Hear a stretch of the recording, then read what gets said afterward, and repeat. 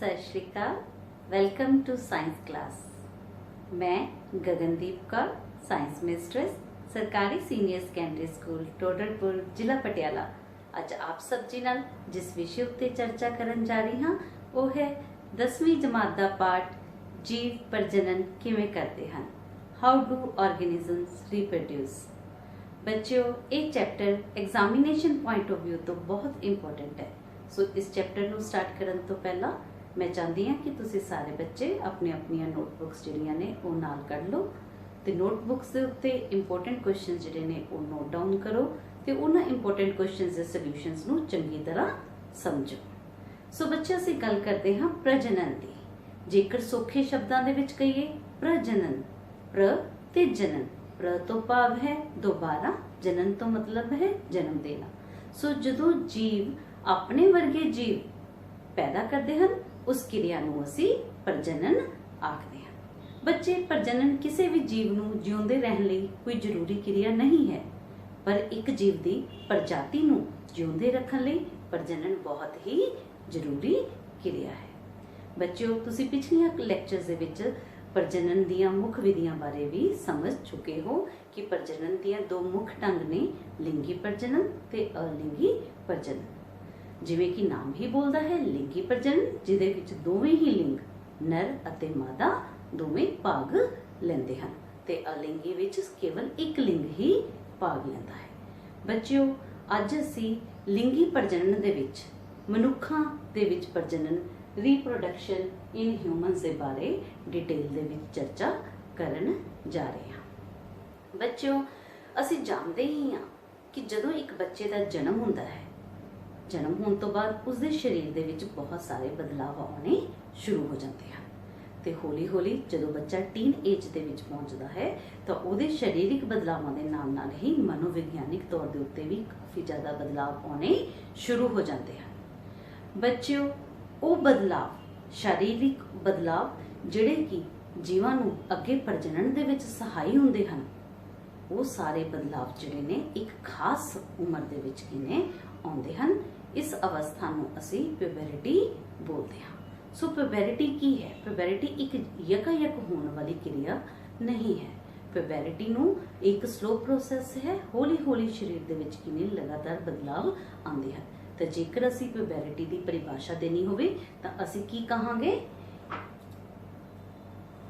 प्यूबरिटी किशोर अवस्था का वो पीरियड है जिस विच मनुख लिंगी तौर ते परिपक्व हुंदा है ते प्रजनन क्रिया विच भाग लैण दे योग बनता है। सो मोटे मोटे शब्दां च कहिए कि जदों साडे शरीर दे विच अजिहे बदलाव आ जाण कि असीं लिंगी तौर ते परिपक्व हो जाइए, सैक्सुअली मैच्योर हो जाइए, ताकि असीं प्रजनन दे विच हिस्सा लैण दे समर्थ होइए। सो उस फेज नूं, उस पीरियड नूं असीं बोलदे हां प्यूबरिटी। सो प्यूबरिटी किशोर अवस्था का वो टाइम पीरियड है जिस दे विच मनुख लिंगी तौर के उत्ते परिपक्व हुंदा है, सैक्सुअली मैच्योर हुंदा है, ताकि वो प्रजनन दे विच हिस्सा लैण दे समर्थ हो जावे, योग हो जावे। सो इस प्रजनन दे विच हिस्सा लैण दे लई शरीर दे विच बहुत सारे बदलावां दा आना जरूरी प्रक्रिया है। तो बच्चों, कुड़ियां ते मुंडियां दे विच बहुत सारे बदलाव आउंदे हन।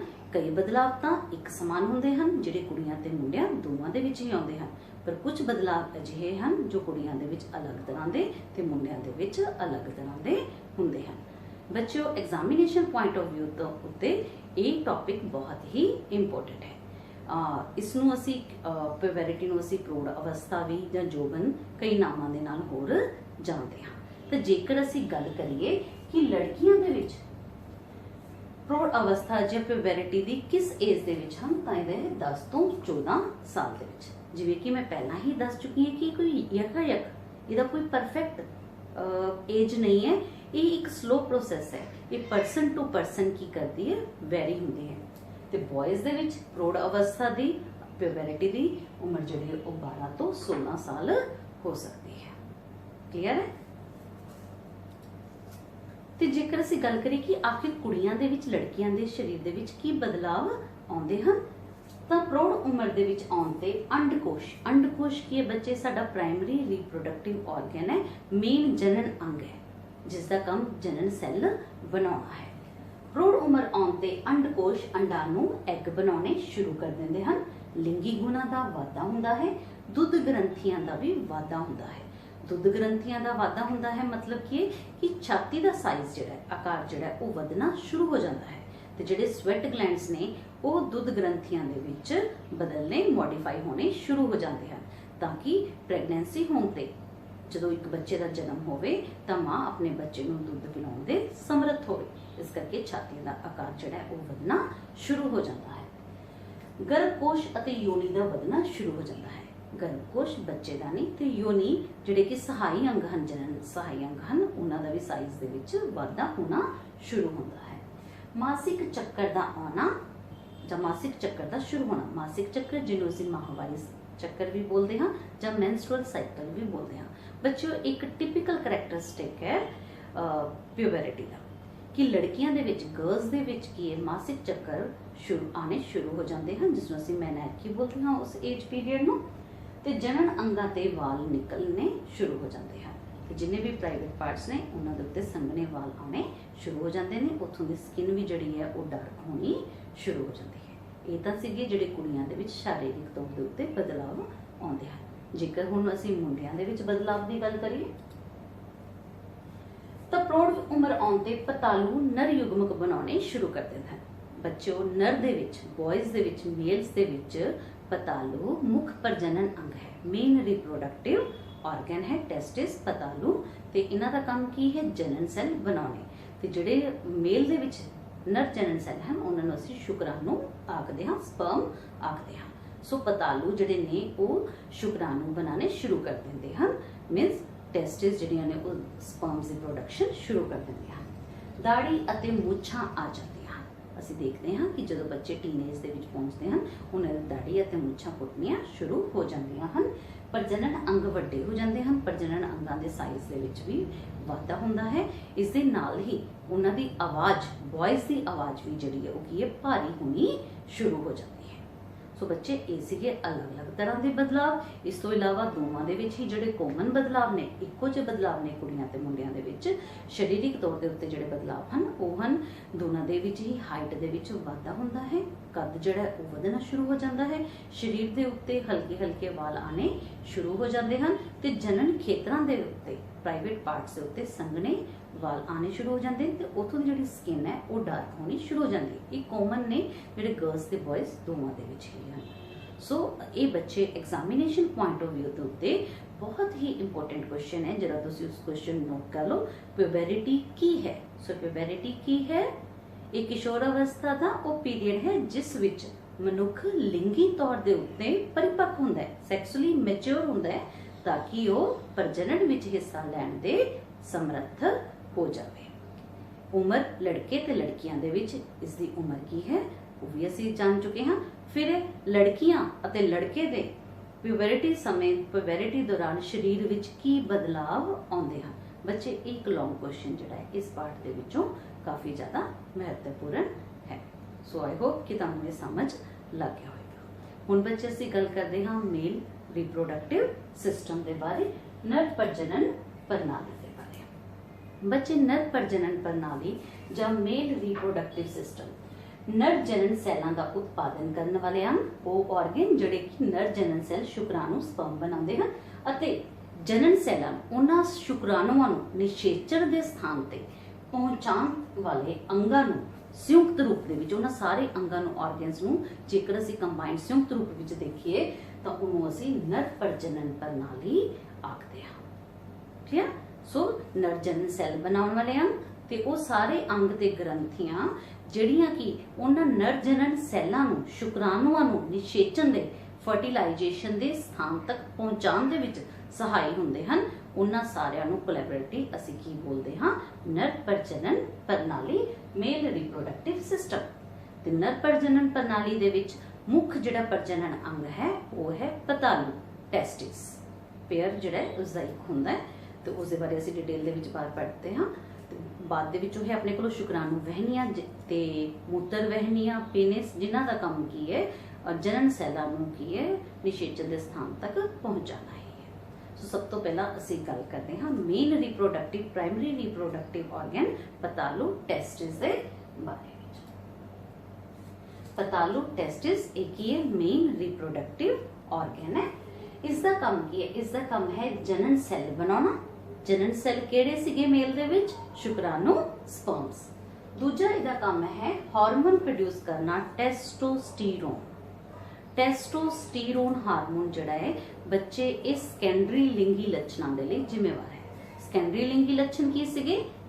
प्यूबरिटी समय जिहड़े शरीर विच बदलाव आउंदे हन, जिहड़े साडे शरीरिक दिख विच बदलाव आउंदे हन, उन्हां नूं असीं सेकेंडरी लिंगी लक्षण आखदे हां, सेकेंडरी सैक्सुअल करैक्टरिस्टिक्स। उन्हां सेकेंडरी सैक्सुअल करैक्टरिस्टिक्स लई लिंगी लक्षणां दे लई रिस्पोंसिबल हार्मोन जिहड़ा है टेस्टोस्टेरोन। ते बच्चे पतालू जिहड़ा है वो एक इजैकुलेशन दे विच ही तकरीबन 200 तो 300 मिलियन शुक्राणु जिहड़ा है वो पैदा करता है। शुक्राणुओं की इन्नी ज़्यादा गिनती क्यों होंदी है? क्योंकि उन्हें निषेचन के स्थान तक पहुंचना है। सो राह दे विच ही कई जिहड़े शुक्राणु ने वो इनकैपेबल होण जां फिर वो अच्छी तरह पहुंच ना पाण, प्रजनन के निषेचन नूं सक्सैसफुल करन वास्ते, उहदा सक्सैस रेट वधाउण वास्ते गिनती इन्हां दी की हुंदी है? ज़्यादा हुंदी है। ते बच्चों पतालू जिहड़े ने वो पतालू थैली दे विच शरीर तो बाहर हुंदे हन। ये भी बहुत इंपोर्टेंट क्वेश्चन है। पतालू थैली नूं असीं इंग्लिश बोलदे हां स्क्रोटम। कि स्क्रोटम जां पतालू थैली शरीर तो बाहर क्यों हुंदी है? बच्चे साडे शरीर दा तापमान जिहड़ा है वो कितना है? तकरीबन 37 डिग्री सेल्सियस है। तो बच्चे पतालू का काम की है? शुक्राणु बनाना। बच्चे पतालू नूं शुक्राणु बनाउण वास्ते शरीर के तापमान तो घट तापमान चाहिए होता है। इस करके पतालू जिहड़ा है वो पतालू थैली दे विच शरीर दे विच पेट खोड़ तो बाहर जिहड़ा है पाया जाता है। ये भी एक महत्वपूर्ण प्रश्न है। बच्चे जनन सैल तो बन गए, हुण ये जनन सैलां ने पहुंचना निषेचन के स्थान तक। शुक्राणुओं ने निषेचन फर्टिलाइजेशन के लिए पहुंचना है। हुण जनन सैल नूं पहुंचण दे लई, उत्थे तक पहुंचण लई एक माध्यम की भी लोड़ है। जिवें कि कश्ती नूं तैरन वास्ते पानी की लोड़ है कि कश्ती ने एक थां तो दूजे थां ते जाना है, उन्होंने उत्थे तक पहुंचण लई एक माध्यम की लोड़ है। इसे तरह ही ये जनन सैल जिहड़े स्पर्म्स शुक्राणु पतालू ने बनाए हैं, उन्हां नूं निषेचन के स्थान तक, फर्टिलाइजेशन साइट तक पहुंचाने वास्ते, फीमेल रिप्रोडक्टिव सिस्टम तक पहुंचाने वास्ते की ने एक माध्यम की लोड़ है, एक तरल पदार्थ जिहड़ी है लोड़ है। वो तरल पदार्थ जिहड़ा है वो बहुत सारिया ग्रंथियां जिहड़ियां ने मिलके वो तरल पदार्थ बनाउंदियां हन। एक गाढ़ा जिहड़ा पदार्थ बनता है जिस विच जनन सैल जिहड़े ने वो तैर के पहुंचते हैं। सो सब तो पहला जिहड़ी असीं गल करांगे ग्रंथि दी, वो है प्रोस्टेट ग्रंथि। तकरीबन जिहड़ा तरल गाढ़ा पदार्थ बनता है उन्होंने असीं बोलते हैं सीमन। उस सीमन के 25 तो 30% जिहड़ा है कॉन्स्टिट्यूट जिहड़ा करता है वो प्रोस्टेट ग्लैंड दी, प्रोस्टेट ग्रंथि दी सिक्रीशनस होंदियां ने, उहदे हिसाब होंदे। सो इसदा पहला काम की हो गया उस सीमन नूं प्रोड्यूस करना। दूजा काम है पोषण नरिशमेंट देना। जनन सैलां नूं नरिशमेंट की लोड़ है, राज पोषण की भी लोड़ है, उन्हां नूं पोषण प्रोवाइड करना। तीसरा इसका काम है प्रोटैक्शन, उसनूं बचा के रखना। ठीक है। सो ये है साडे कोल प्रोस्टेट ग्रंथि का काम। दूजे जिहड़ा साडे कोल मेन है वो है वीरज थैली सैमिनल वेसिकल्स। सो सीमन का तकरीबन 65 तो 75% जिहड़ा तरल है वो किहदे द्वारा सिक्रेट हुंदा है? वीरज थैली सैमिनल वेसिकल्स के द्वारा। इन्हां दा काम है अमीनो एसिड बनाना, फ्रक्टोज सिक्रेशन करना। बेटा फ्रक्टोज की है? शुगर है। सो उन्होंने स्पर्म्स नूं शुक्राणुआं नूं तैरन दे लई, उस सीमन दे विच तैरन दे लई, मूव करन दे लई की है क्विक एनर्जी चाहिए है। वो क्विक एनर्जी, फास्ट एनर्जी जिहड़ी है वो फ्रक्टोज जिहड़ा कि वीरज थैलियां वालों, शुगर जिहड़ी है वीरज थैलियां वालों छड्डी जांदी है, सिक्रीट हुंदी है। होर ये प्रोटीन, विटामिन सी सिक्रीशंस वगैरह करते हैं। सो बच्चों एक होर बहुत इंपोर्टेंट क्वेश्चन आंदा है, प्रोस्टेट ग्रंथियां ते वीरज थैलियां दा की काम है? सो आई होप कि तुसीं इन्हां दे काम नूं हुण लिख सकते हो। ते जेकर असीं गल करिए मादा प्रजनन प्रणाली दी, फीमेल रिप्रोडक्टिव सिस्टम दी, तां बच्चे फीमेल रिप्रोडक्टिव सिस्टम दे विच साडे कोल ने दो मेन जिहड़ा रिप्रोडक्टिव ऑर्गन है वो जोड़े दे विच, ओहदा नाम है अंडकोश, ओवरीज। सो ओवरी की है प्राइमरी रिप्रोडक्टिव ऑर्गन है। प्राइमरी रिप्रोडक्टिव ऑर्गन का मुख्य प्रजनन अंग का काम की है जनन सैल बनाना। ते अंडकोश भी जिहड़ा एक ही बनाउंदा है, एग अंडा नूं बनाता है। बच्चे ये अंडकोश जदों एक लड़की मां दे पेट विच ही हुंदी है, गर्भ दे विच ही हुंदी है, उस समय तो ही ਤੁਸੀਂ सोच सकते हो उस समय तो ही ओवरीज ਦੇ ਵਿੱਚ ਅੰਡਕੋਸ਼ ਦੇ ਵਿੱਚ ਬਹੁਤ ਸਾਰੇ ਅੰਡੇ ਹੁੰਦੇ ਹਨ, ਪਰ ਇਹ ਜਿਹੜੇ ਅੰਡੇ ਹੁੰਦੇ ਹਨ ਇਹ ਅਨਵਿਕਸਿਤ ਹੁੰਦੇ ਨੇ, ਅੰਡਰ ਡਿਵੈਲਪ ਹੁੰਦੇ ਨੇ। ਤੇ ਪਿਊਬੈਰਿਟੀ ਜਦੋਂ ਏਜ ਅਟੇਨ ਕਰਦੇ ਆ, ਆਪਾਂ ਪਿਊਬੈਰਿਟੀ ਅਟੇਨ ਕਰਦੇ ਆ, ਉਸ ਸਮੇਂ ਦੌਰਾਨ ਇਹ ਅੰਡੇ ਅੰਡਕੋਸ਼ ਜਿਹੜਾ ओवरी ਜਿਹੜੀ ਹੈ ਇਹਨਾਂ ਅੰਡਿਆਂ ਨੂੰ ਵਿਕਸਿਤ ਕਰਨਾ ਸ਼ੁਰੂ ਕਰ ਦਿੰਦੀ ਹੈ। ਇਹ ਅੰਡੇ ਜਿਹੜੇ ਨੇ ਫੁੱਲੀ ਡਿਵੈਲਪਡ, ਫੁੱਲੀ ਮੈਚਿਓਰ ਹੋਣੇ ਸ਼ੁਰੂ ਹੋ ਜਾਂਦੇ ਹਨ। क्लीयर है इन्नी को गल तां? सो अंडकोशां ने, ओवरीज ने की बनाने हैं? अंडा नूं बनाने हैं, एग बनाने हैं। ये जन्म तो ही होंदे ने, पर ये मैच्योर जाके किस होंदे ने, प्यूबरिटी समय मैच्योर होने शुरू हो जाते हैं। सो बच्चे हर महीने अल्टरनेटिवली की है, एक महीने एक ओवरी एग रिलीज करती है, दूजे महीने दूजी ओवरी जिहड़ी होती है एग रिलीज करती है। ओवरीज दा एग नूं रिलीज करना, अंडकोश दा अंडाणु नूं विसर्जित करना, इसनूं बोलते हैं अंड उत्सर्जन, ओव्यूलेशन। ठीक है। सो एक नंबर की कई बार डेफिनेशन भी होंदी सी कि ओव्यूलेशन की है या अंड उत्सर्जन की है। ठीक है। ओवरीज दा एग नूं रिलीज करना, इसनूं असीं बोलते हैं अंड उत्सर्जन या फिर ओव्यूलेशन। क्लीयर है इत्थों तक गल? उस तो इलावा ने साडे कोलों फैलोपियन ट्यूब्स, जिन्हां नूं ये अंड वहनियां कहते हैं। बच्चे ये जिहड़ियां फैलोपियन ट्यूब्स ने, ठीक है, ये निषेचन का स्थान है, इन्होंने डिटेल दे विच पढ़ते हैं। अगला साडे कोल आउंदा सीगा यूट्रस, सर्विक्स ते वजाइना। हुण detail they which one by one आपां करदे हां। अंडकोश जिवें कि मैं दस ही चुकी हां, किहदा काम की है? एग नूं फॉर्म करना, एग फॉर्मेशन। दूजा इसका काम की है? ये भी हार्मोन रिलीज करती है। ये जिहड़े हार्मोन रिलीज करती है जिवें कि एस्ट्रोजन, प्रोजेस्टेरोन। बच्चे जिहड़े हार्मोन ने जिवें कि एस्ट्रोजन, ये लड़कियां दे विच, कुड़ियां दे विच सेकेंडरी लिंगी लक्षण दे लई रिस्पोंसिबल हार्मोन्स ने। सेकेंडरी लिंगी लक्षण किहड़े सीगे? प्यूबरिटी समय शरीर विच आउण वाले बदलाव जिहड़े सीगे, जिहड़े ओ साडी दिख बदल रही है, करैक्टरिस्टिक सीगे, ओ लक्षण सीगे, उन्हां नूं असीं सेकेंडरी लिंगी लक्षण कहंदे हां। ते हार्मोन जिहड़े ने उन्हां नूं कंट्रोल करदे ने, नियंत्रित करदे हैं।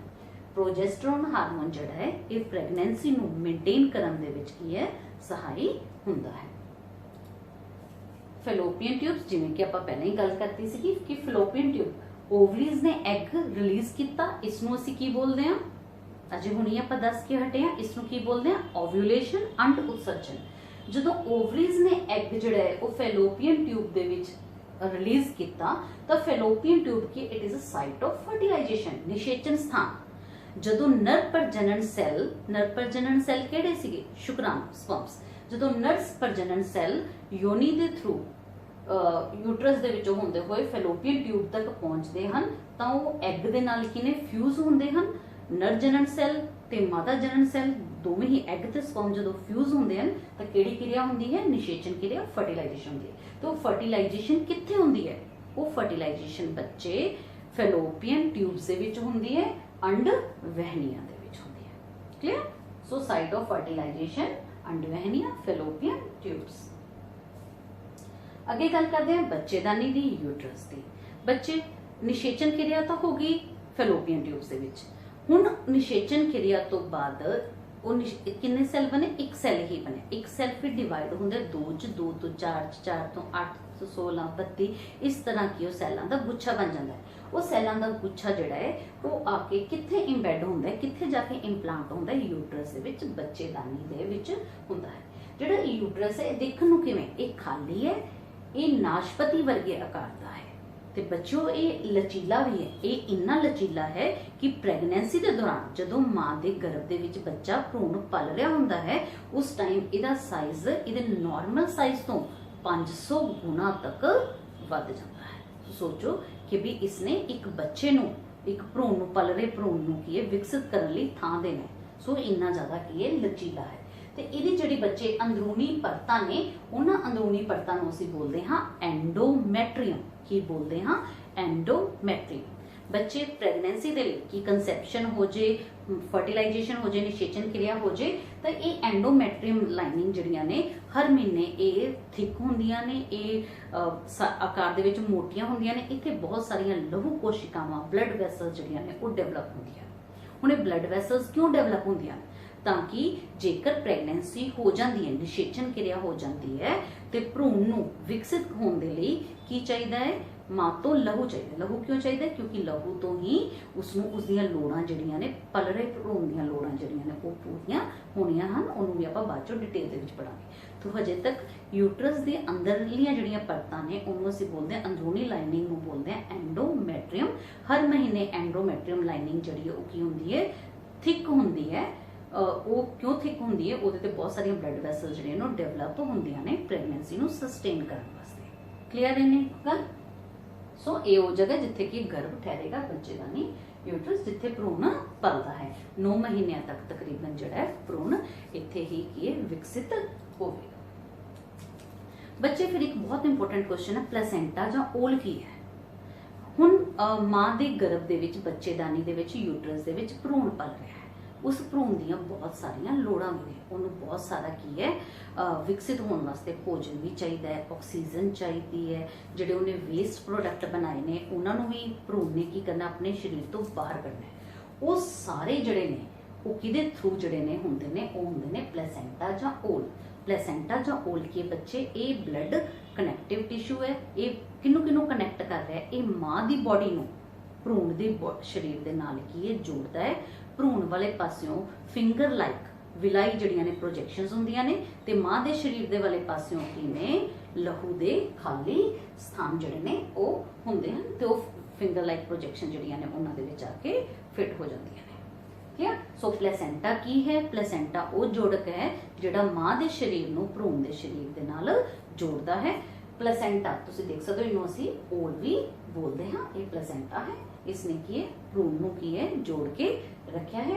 इस दे थ्रू ही पल रहे भ्रूण नूं विकसित हो रहे भ्रूण नूं ऑक्सीजन मिलनी है, उसनूं पोषण मिलना है, भोजन मिलना है ते इस दे थ्रू ही वो की है मल त्याग जिहड़े भ्रूण दे शरीर दे विच वेस्ट प्रोडक्ट पांदे ने वो भी इस दे थ्रू ही शरीर तो की ने बाहर जिहड़े ने वो निकलदे हैं। सो बच्चों असीं गल कीती कि ओवरीज ने एग बनाया, एग फर्टिलाइज होया, निषेचित होया, 2 सैल 4 सैल 8 सैल फिर गुच्छा बन गया सैलों का। वो जाके किथे इम्पलांट होया? यूट्रस दियां अंदरलियां लाइनिंग्स दे विच की है जाके इम्बैड हो गया। तो उत्थे ही की है जिहड़ा फीटस जिहड़ा है भ्रूण जिहड़ा है वो की है विकसित होएगा। कितनी देर तक होएगा? इहदा विकसित होने का तकरीबन टाइम जिहड़ा है 180 दिन हम तकरीबन 9 महीने। क्लियर? ये तो सीगा कि जेकर निषेचन हो जाता है तो बच्चियों जेकर निषेचन नहीं हुंदा फिर की होएगा? तो फिर जड़ियां एंडोमैट्रियल लाइनिंग किस दियां सीगियां? यूट्रस दियां बच्चेदानी दियां जड़ियां एंडोमैट्रियल लाइनिंग सीगियां वो की ने हौली हौली डीजनरेट होनियां शुरू हो जाती। पहला तो प्रेगनेंसी की वेट करनगियां, कंसैप्शन की वेट करनगियां। जेकर कंसैप्शन नहीं हुंदी तो फिर हौली हौली उन्हां दी डीजनरेशन होनी शुरू हो जाती है, वो टुटनियां शुरू हो जांदियां हन। ते इस दे नाल ही जिहड़ा एग है वो भी तकरीबन 24 घंटे 24 तो 48 घंटे की स्पर्म के शुक्राणु की वेट करता है। फिर हौली हौली वो भी डीजनरेट होना शुरू हो जाता है। तो वो की है कि जेकर कंसैप्शन नहीं हुंदी, निषेचन क्रिया नहीं हुंदी तो फिर वो एग ते जिहड़े की ने अंदरले टिश्यू बने जिन्हां ने कंसैप्शन दे विच हैल्प करनी सी, प्रेगनेंसी मेनटेन करन च हैल्प करनी सी। एंडोमैट्रियल लाइनिंग जिहदे ते बहुत सारियां लहू दीयां कोशिकावां डेवलप होईयां सीगियां वो टुटनियां शुरू हो जांदियां हन ते साडे शरीर तो योनी दे थ्रू वजाइना के थ्रू की ने शरीर तो बाहर निकल लहू जिहड़ा है वो बाहर निकलता है जिसनूं असीं बोलते हैं मासिक चक्कर जां फिर असीं बोलते हैं माहवारी चक्कर जां मैंस्ट्रुअल साइकिल। बच्चे जिहड़ा ये मैंस शब्द है ये शब्द बनया 28 दिनों तो। ये चक्कर जिहड़ा है 25 दिन का भी हो सकता है, 30 दिन का भी हो सकता है। उनका एवरेज एक 28 दिनों का की है साइकिल है, चक्कर है। जे तकरीबन मिड दे विच जेकर 28 दिनों का असीं साइकिल लईए तो तकरीबन मिड दे विच 14 दिन ते की हो जाता है अंड उत्सर्जन होंदा है, मतलब ओवरी एग रिलीज करती है। तो एग जिहड़ा वो 24 तो 48 घंटे की जिंदा रहिंदा है, 14 तो 16 दिन तक वेट करता, मतलब 2 दिन की वेट करता है। जेकर नहीं होंदा फिर उसकी डीजनरेशन हो जाती है। 28वें दिन तो फिर दोबारा चक्कर की गल करिए तो 1 तो 5 दिन तक लहू के रूप दे विच एंडोमैट्रियल लाइनिंग टिश्यू डीजनरेटेड एग शरीर तो बाहर निकलता है। ये सारे चक्कर नूं असीं बोलते हैं मासिक चक्कर, माहवारी चक्कर जां फिर असीं मैंस्ट्रुअल साइकिल आखते हैं। इत्थों तक क्लीयर है बच्चों? ठीक है। सो बच्चों असी बहुत ही इंपोर्टेंट क्वेश्चन जिहड़े ने वो इस पार्ट ते कर चुके हैं। सब तो पहला इंपोर्टेंट क्वेश्चन सीगा ਪਿਊਬਰਿਟੀ ਕੀ ਹੈ? ਕੁੜੀਆਂ ਦੇ ਵਿੱਚ ਤੇ ਮੁੰਡਿਆਂ ਦੇ ਵਿੱਚ ਪਿਊਬਰਿਟੀ ਉਮਰ ਕਿੰਨੀ ਹੈ ਤੇ ਕੁੜੀਆਂ ਤੇ ਮੁੰਡਿਆਂ ਦੇ ਵਿੱਚ ਪਿਊਬਰਿਟੀ ਸਮੇਂ ਸਰੀਰ ਵਿੱਚ ਆਉਣ ਵਾਲੇ ਬਦਲਾਵ ਕਿਹੜੇ-ਕਿਹੜੇ ਹਨ? ਠੀਕ ਹੈ, ਇਹ ਕੁਐਸਚਨ ਮੈਨੂੰ ਲੱਗਦਾ ਹੈ ਕਿ ਤੁਹਾਨੂੰ ਚੰਗੀ ਤਰ੍ਹਾਂ ਸਮਝ ਲੱਗ ਚੁੱਕਿਆ ਹੈ। ਦੂਜਾ ਕੁਐਸਚਨ ਅਸੀਂ ਇੰਪੋਰਟੈਂਟ ਜਿਹੜਾ ਹੈ, ਪਤਾਲੂ ਕੀ ਹੈ? ਪਤਾਲੂ ਦਾ ਮੁੱਖ ਕੰਮ ਕੀ ਹੈ? ਪਤਾਲੂ ਮੁੱਖ ਪ੍ਰਜਨਨ ਅੰਗ ਹੈ, ਮੇਨ ਰਿਪਰੋਡਕਟਿਵ ਆਰਗਨ ਹੈ। ਇਹਦਾ ਕੰਮ ਕੀ ਹੈ? ਜਨਨ ਸੈੱਲ ਸ਼ੁਕਰਾਣੂ ਬਣਾਉਣਾ। ਹੋਰ ਇਹਦਾ ਕੰਮ ਕੀ? ਹਾਰਮੋਨ ਬਣਾਉਣਾ। ਐਂਡ ਪਤਾਲੂ ਕਿਹੜਾ ਹਾਰਮੋਨ ਬਣਾਉਂਦਾ ਹੈ? ਟੈਸਟਿਸ ਕਿਹੜਾ ਹਾਰਮੋਨ ਬਣਾਉਂਦੇ ਹਨ? ਟੈਸਟੋਸਟੀਰੋਨ। ਪਤਾਲੂ ਥੈਲੀ ਜਾਂ ਸਕਰੋਟਮ ਸਰੀਰ ਤੋਂ ਬਾਹਰ ਕਿਉਂ ਹੁੰਦੇ ਹਨ? क्यों होंगे ने बच्चे शरीर तो बाहर? क्योंकि पतालू नूं, टेस्टिस नूं, शुक्राणु ਜਾਂ ਸਪਰਮ ਬਣਾਉਣ ਦੇ ਲਈ ਸਰੀਰ ਦੇ ਤਾਪਮਾਨ ਤੋਂ ਘੱਟ ਤਾਪਮਾਨ ਚਾਹੀਦਾ ਹੁੰਦਾ ਹੈ। ਅੱਗੇ ਅਸੀਂ ਗੱਲ ਕੀਤੀ ਸੀਗੀ ਸੈਮੀਨਲ ਵੈਸਿਕਲਸ, ਵੀਰਜ ਥੈਲੀਆਂ ਤੇ ਪ੍ਰੋਸਟੇਟ ਗ੍ਰੰਥੀਆਂ ਦਾ ਕੀ ਕੰਮ ਹੈ, ਉਹ ਵੀ ਅਸੀਂ ਅੱਛੀ ਤਰ੍ਹਾਂ ਕੀ ਯਾਦ ਕਰ ਲੈਣਾ ਕਿ ਉਹ ਸੀਮਨ ਪ੍ਰੋਡਕਸ਼ਨ ਦੇ ਵਿੱਚ ਹੈਲਪ ਕਰਦੇ ਨੇ। ਉਹ ਤਰਲ ਗਾੜਾ ਪਦਾਰਥ ਬਣਾਉਂਦੇ ਹਨ ਜਿਹਦੇ ਵਿੱਚ ਸਪਰਮਸ ਜਿਹੜੇ ਨੇ, ਸ਼ੁਕਰਾਣੂ ਜਿਹੜੇ ਸਵਿਮ ਕਰਕੇ ਨਿਸ਼ੇਚਨ ਵਾਲੇ ਸਥਾਨ ਤੱਕ ਪਹੁੰਚਦੇ ਹਨ। ਉਹਨਾਂ ਨੂੰ ਰਾਤ ਦੇ ਵਿੱਚ ਨਰਿਸ਼ਮੈਂਟ ਦੇਣੀ, ਪੋਸ਼ਣ ਦੇਣਾ, ਉਹਨਾਂ ਨੂੰ ਪ੍ਰੋਟੈਕਸ਼ਨ ਦੇਣੀ, ਕੁਇਕ એનર્ਜੀ ਦੇਣੀ, ਉਹਨੂੰ ਇੱਕ ਮਾਧਿਅਮ ਪ੍ਰੋਵਾਈਡ ਕਰਨਾ ਤੈਰਨ ਦੇ ਲਈ, ਇਹ ਸਾਰਾ ਜਿਹੜਾ ਹੈ ਪ੍ਰੋਸਟੇਟ ਗ੍ਰੰਥੀ, ਸੈਮੀਨਲ ਵੈਸਿਕਲ ਜਿਹੜੀਆਂ ਨੇ ਉਹ ਕੀ ਨੇ ਪ੍ਰੋਵਾਈਡ ਕਰਦੀਆਂ ਹਨ। ਇਸ ਤੋਂ ਇਲਾਵਾ ਬੱਚਿਓ ਅਸੀਂ ਕੀਤਾ female reproductive system. Female reproductive ਦੇ ਵਿੱਚ ਅਸੀਂ ਪੜ੍ਹਿਆ ਓਵਰੀਜ਼ ਬਾਰੇ, ਅੰਡਕੋਸ਼ ਬਾਰੇ, ਜਿਹੜੀਆਂ ਕਿ ਮੇਨ ਰਿਪਰੋਡਕਟਿਵ ਆਰਗਨ ਹਨ। ਇਹ ਕੀ ਬਣਾਉਂਦੀਆਂ ਹਨ? ਜਨਨ ਸੈੱਲ ਬਣਾਉਂਦੇ ਹਨ। ਜਿਹੜੇ ਇਹ ਜਨਨ ਸੈੱਲ ਬਣਾਉਂਦੇ ਹਨ ਉਹਨਾਂ ਨੂੰ ਅਸੀਂ ਕੀ ਬੋਲਦੇ ਹਾਂ? ਐਗ। ਐਗ ਜਿਹੜੇ ਨੇ ਉਹ ਗਰਭ ਸਮੇਂ ਤੋਂ ਹੀ ਲੜਕੀਆਂ ਦੇ ਵਿੱਚ ਕੀ ਨੇ, ਉਹਨਾਂ ਦੇ ਅੰਡਕੋਸ਼ਾਂ ਦੇ ਵਿੱਚ ਹੁੰਦੇ ਨੇ, ਪਰ ਉਹ ਕੀ ਹੁੰਦੇ ਨੇ? ਅਨਵਿਕਸਿਤ ਹੁੰਦੇ ਹਨ। ਉਹ ਅਨਵਿਕਸਿਤ ਨੂੰ ਅਸੀਂ ਗ੍ਰੈਫੀਨ ਫੋਲਿਕਲਸ ਬੋਲਦੇ ਹਾਂ। ਤੇ ਜਦੋਂ ਮੈਚੁਰ ਪਿਊਬਰਿਟੀ ਸਮੇਂ ਦੇ ਵਿੱਚ ਲੜਕੀਆਂ ਦੇ ਅੰਡਕੋਸ਼ ਜਿਹੜੇ ਨੇ ਉਹ ਮੈਚੁਰ ਵੈਲ ਡਿਵੈਲਪਡ ਜਿਹੜੇ ਨੇ ਐਗ ਬਣਾਉਣੇ ਸ਼ੁਰੂ ਕਰ ਦਿੰਦੇ ਹਨ ਤੇ ਐਗ ਨੂੰ ਰਿਲੀਜ਼ ਕਰਨਾ ਫੈਲੋਪੀਅਨ ਟਿਊਬਸ ਦੇ ਵਿੱਚ, ਇਸ ਨੂੰ ਬੋਲਦੇ ਹਾਂ ਅਸੀਂ ਓਵਿਊਲੇਸ਼ਨ ਐਂਡ ਉਤਸਰਜਨ। ਇਸ ਤੋਂ ਇਲਾਵਾ ਬੱਚਿਓ ਫਰਟੀਲਾਈਜੇਸ਼ਨ ਕਿੱਥੇ ਹੁੰਦੀ ਹੈ, ਨਿਸ਼ੇਚਨ ਕਿੱਥੇ ਹੁੰਦੀ ਹੈ? ਫੈਲੋਪੀਅਨ ਟਿਊਬਸ ਐਂਡ ਵੈਨੀਆ ਦੇ ਵਿੱਚ ਹੁੰਦੀ ਹੈ।